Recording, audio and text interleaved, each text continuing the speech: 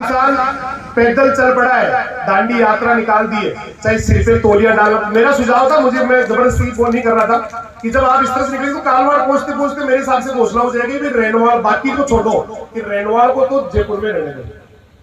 लेकिन हो सकता है किसी को शायद पसंद नहीं होगा, चलने में भी दिक्कत आती है, कुछ लोग उम्र का इश्यू होता है, कुछ लोगों को क्या इश्यू होता है, कुछ लोगों को लग रहा है कि आदमी आएंगे कि नहीं आएंगे। भैया अगर आप किसी काम को नेक दिल से कर रहे हो ना, आदमियों की कमी नहीं होती है। जब आपका पाक और पवित्र, आप किसी पॉलिटिक्स जैसे यहाँ कह रहे हैं, कोई पॉलिटिक्स आपका उद्देश्य नहीं है, ये अस्मिता की लड़ाई है, इज्जत की लड़ाई है, एक संस्कृति की लड़ाई है।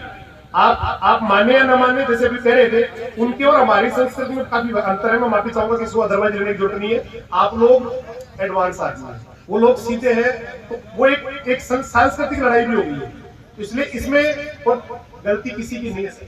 हम लोग ना गुलामों की तरह सोचते हैं, गुलाम रहे। हमें पहले मुगलों ने गुलाम बनाया, पुर्तगालियों ने बनाया, अंग्रेजों ने गुलाम बनाया, और तो जेनेटिकली ना हमारे खून में गुलामी आ चुकी है। बादशाह की तरह सोचने वाला कोई नहीं है, सब गुलामों की तरह सोचते हैं कि पता नहीं क्या होगा, जी लड़ो। ये कोई राजतंत्र नहीं है। राजतंत्र में भी ये होता था कि राजा जनता की राय जान, अगर एक कुशल राजा होता था ना, तो जनता की राय जान के कोई फैसला किया करता था, थोपता नहीं था वो। अगर कुशल राजा है, मैंने उसके आगे वर्ड लगाया कुशल राजा, तो वो भी जनता की राय जानता था कि क्या होना चाहिए क्या नहीं होना चाहिए। हम तो लोकतंत्र में है। कई बार विदेश में जाते हैं, आज आप में से बहुत सारे लोगों की जिन्होंने दुबई का विजिट किया होगा, वहां राजतंत्र से, वहां फिर भी जनता के साथ खिलवाड़ नहीं होता है। आप लोकतंत्र में जी रहे हैं और आपकी भावनाओं की कदर नहीं है। आपको जबरदस्ती है कि जहां जाने की इच्छा नहीं है, जहां जाना चाहते नहीं, जबरदस्ती आपको वहां जोड़ दिया। फिर का लोकतंत्र है ये तो फिर राजतंत्र से भी ज्यादा वो हो गया। तो भावनाएं, तो जन भावनाएं बहुत इंपॉर्टेंट है, और आप अपने अंदर की पीस को जगाइए अपने अंदर की, क्योंकि ये मैंने कहा ना, अस्मिता की एक संस्कृति की वो भी लड़ाई है।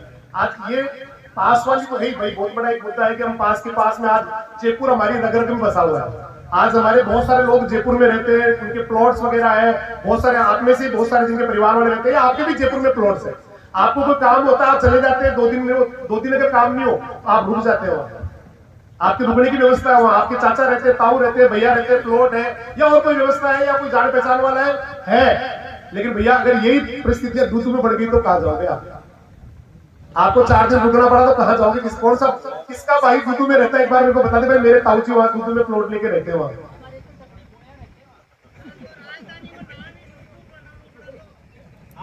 और जिसको, जैसे हम कह रहे हैं ना, जयपुर तो रग रग में बसा है।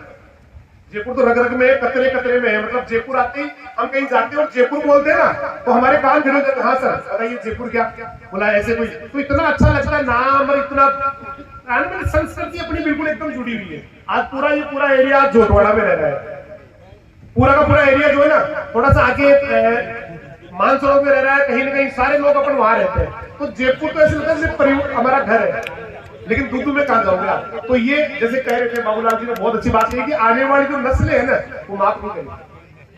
ये हम तो, और क्यों नहीं इसको आप अंदर, क्योंकि जब तक आप पूरी तरह से अपनी अंदर नहीं डालेंगे इस चीज को, क्या हो रहा है, कितना बड़ा अन्याय हो रहा है इस लोकतंत्र में। लोक के साथ जिसका खुद का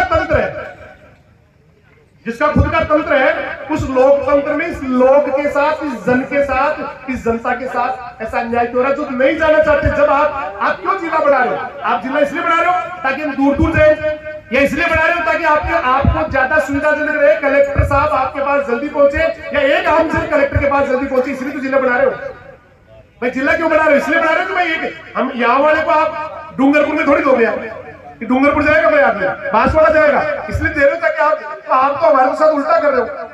हम जहां हमारी पूरी संस्कृति बसती है, जहां हम आराम से रह सकते हैं, जहां हम जा सकते हैं, जहां हम 1.5 घंटे में 1 घंटे पहुंच सकते हैं, वहां 4 घंटे वाली जगह 5 घंटे छोड़ा। मैं तो उस दिन भी कहा था कि आप सुबह चलना शुरू करोगे, इतनी ज्यादा गाड़ियां है नहीं, बसें है नहीं, जब तक पहुंचोगे तब तक तो वो कलेक्ट्रेट बंद हो जाएगा। मेरा पिछली बार भी ये था। तो ये क्यों नहीं आप इसको अपनी इज्जत का सवाल बनाते? कहाँ राजनीति आ रही है, कहाँ जाति आ रही है, कहाँ धर्म आ रही है? कौन सी जाति आ रही है? कहाँ जाति? जाति साथीदारों के लिए रखो अपने।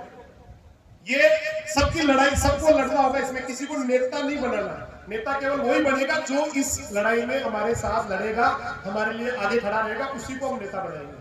ये शपथ लेनी, किसी को कोई मंच नहीं देना। एक किसी आदमी को, उसी इंसान को हम लोग ना, जैसे अभी इससे पहले भी कह रहे थे, हम केवल जनप्रतिनिधि उन्हीं को बनाएंगे जो हमारे हक की लड़ाई। जनप्रतिनिधि का मतलब क्या होता है? यही तो होता है कि आपकी बात को, वो आपका प्रतिनिधि है, आपकी बात को ले जाके रखिए। तो उन लोगों को आगे लाइए जो लोग हमारी बात को आगे रखते हैं, हमारी भावनाओं की कद्र करते हैं। और ये किसी एक व्यक्ति की लड़ाई नहीं है, किसी जाति की, धर्म की, इंसान की लड़ाई नहीं है। ये तो एक आम रेंडवाल वासी की लड़ाई है, एक तहसील, रेंडवाल तहसील के हर इंसान की लड़ाई है, छोटे से लेकर बड़े की लड़ाई है। और ऐसा नहीं है, सब होता है इस दुनिया में, इम्पॉसिबल कुछ नहीं है। आप लोगों ने अगर दिमाग बिठा लिया, और मैं एक बात फिर कह रहा हूँ, आप इस चीज में प्लीज गौर ना करें कि संख्या कम है, क्योंकि ऐसा करके आप उन लोगों की भावनाओं को ठेस पहुंचा रहे हैं जो पिछले 5 दिन से गाड़ियां दौड़ा रहे हैं। वो संघर्ष समिति और रात दिन लगी पड़ी है, उनको आप ये कहना चाह रहे हैं संख्या कम हुई है, तो ये उनकी नाकामी आप उनको बताना चाह रहे हैं? कम नहीं है, बहुत बड़ी संख्या। आप बार बार प्लीज इस मन से ये ना कि कम आए हैं या वो नहीं आए हैं। ये लोग ईमानदारी से मेहनत कर रहे हैं।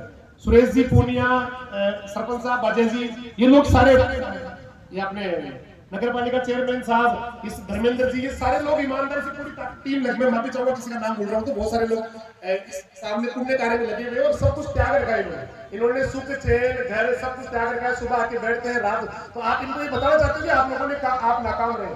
नाकामी को मैं बताऊं, आप उस चीज पे ध्यान दो। हम लोग उस चीज पे ज्यादा गौर करते हैं जो हमारे पास नहीं होती, और उस पर कभी गौर नहीं करते जो हमारे पास है। ये ताकत जो आई है इतनी बड़ी संख्या में, ये कम नहीं है। आप इससे कमजोर ना पड़े। मैं संघर्ष समिति कहूंगा, आप अपने आप को बहुत, जैसे अभी बाजिया जी कह रहे थे कि ये जो संख्या आई है इसके हिसाब से हमें उल्टा अपने आप को स्ट्रॉन्ग करना है, ज्यादा ताकत से काम करना है, ज्यादा ताकत से करेंगे। तो आप बार बार ये कहते हैं इन लोगों के ऊपर क्वेश्चन मार्क नहीं लगाओ, इन्होंने बहुत ईमानदारी से मेहनत किया है। एक सेकंड में बलराम जी मेरे को कह रहे थे कि जब तक ये अपन डिसाइड होता है उसके 5 मिनट बाद में तो वीडियो बढ़ के आ गया, तो रिकॉर्डिंग बढ़ के ऑडियो आ गया था कि ये प्रोग्राम है, इतने बजे आना है। इतना फास्ट काम कर रहे हैं लोग, सारे लोग ईमानदारी से लगे हुए हैं। तो इनको हमें सहयोग करना है, इनको ये नहीं कहना कि ये कम है। पूरी जान जितना है उतना जान लगाना, जल्दी से जल्दी। देखिए जीत के आप करीब, मैं आपको बताता हूँ, आप जो चल रहे हैं, जैसे मनालाल से बात होती है बाकी लोगों से, तो ये कहते हैं कि जीत, ये नहीं, मैं और भी बात करता हूँ, ज्यादा जीत हमारी ज्यादा दूर नहीं, मतलब हम लोग जयपुर में ही रहने वाले हैं। बस थोड़े प्रयास कर दीजिए, ईमानदारी से अपने अंदर इस आत्मा में लगे रहिए पूरी ताकत के साथ। हारना नहीं। एक इंसान जिस दिन मैदान छोड़ता है ना, उस दिन वो हारता है। जिस दिन मैदान छोड़ता है ना, हारता वही है जिसने मैदान छोड़ दिया। बाकी जो हारने के बाद भी वही खड़ा रहता है ना, एक दिन वो जीत जाता है। इसलिए मैदान छोड़ना नहीं है, पूरी ताकत से लोगों को सपोर्ट करना है। और ये लोग बहुत अच्छा काम कर रहे हैं। सुरेश जी सब कुछ इन्होंने छोड़ के सारा लगे पड़े हैं, पूरी सारी टीम, सारे जो जनप्रतिनिधि लगातार मिल रहे हैं, जयपुर जा रहे हैं, कभी ओएसडी से मिल रहे हैं, कभी सीएम साहब से मिलने का प्रयास कर रहे हैं। तो इनका हमें हौसला बढ़ाना है, और हमारी भी एक ड्यूटी बनती है। हम लोग केवल संख्या नहीं, तो संख्या के तो हम भी जिम्मेदार है। आपने कितने लोगों को कहा था, कितने लोग लेके आए कि बता दो मेरे को, मैं 50 लेके आया, उनका हम यहाँ सम्मान कर देते हैं। आप लोगों को हम सबको मिलकर प्रयास करना होगा, न कि ये बुलाना। और बड़ी संख्या में देखो, मिस्र की जो क्रांति हुई थी उसमें एक आदमी का, केवल एक आदमी ने शुरू किया था उसको, और इतनी बड़ी क्रांति हुई थी कि एकदम से राजतंत्र से लोकतंत्र आ गया था। हजारों ऐसे एग्जाम्पल बने जहां एक इंसान ने पूरी दुनिया को चेंज कर दिया। वो एक आदमी है, हम तो बहुत सारे हैं। सारे रेनवाल के, एक ही वो कहते हैं कि रेनवाल को अपने अंदर डाल के समाये हुए हैं, अपने एक रग रग में रेनवाल है।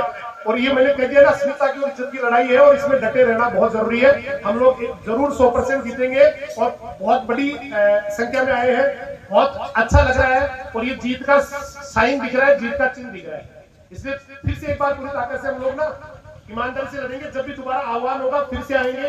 कमेटी जो भी निर्णय करेगी वो सबका निर्णय होगा, किसी व्यक्ति का नहीं होगा। अगर मैंने कुछ कहा है तो मुझे जो हो सकता है कुछ, क्योंकि ये दुनिया में आप अपना सिर काट के दे दो ना, तो भी सबको अपना नहीं कर सकते।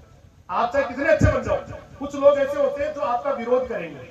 आपने गला काट के दे दिया तो भी ये कहेंगे कि अपने स्वार्थ के लिए गला काटा है, नहीं तो इतनी तो नहीं काट दिया उसने। इसलिए कुछ लोग ऐसे होते हैं जिनका काम सिर्फ किसी की आलोचना करना होता है, लेकिन इस मामले में हम सबको एक होना पड़ेगा, तब जाके हम जीत पाएंगे। तो आप लोगों ने इतना बड़ा आयोजन किया, मैं कमेटी को फिर से धन्यवाद दूंगा। और ये जीत के नजदीक हम लोग केवल हिम्मत रखनी है, लड़ना है, और मैदान नहीं छोड़ना है। दोबारा कभी आह्वान होता है, जैसा भी निर्देश मिलता है, उसके लिए तैयार रहना है। और ईमानदारी से सोशल मीडिया पे महाअभियान चलाओ, एक पोस्टर अभियान चलाओ, जिसके अंदर अपना जो है डाल के भाई हमें हर हाल में यही रहना है। एक पूरा माहौल आप क्रिएट करो, हर व्यक्ति को जागरूक करो, हर बच्चे को। मैं तो जब भी कोई होता है तो बच्चों को बताता